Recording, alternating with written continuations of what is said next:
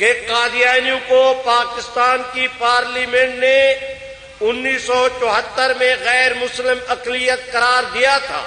آپ حضرات جانتے ہیں کہ اس زمانے میں جناب ذوالفقار علی بھٹو کی حکومت تھی.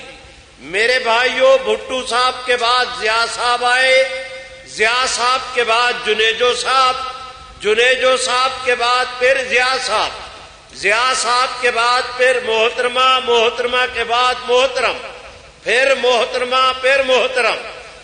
معین قریشی بھی آئے، جمالی صاحب بھی آئے، جوتوئی بھی آئے، پرویز مشرف بھی آئے، زرداری صاحب بھی آئے، گیلانی صاحب بھی آئے.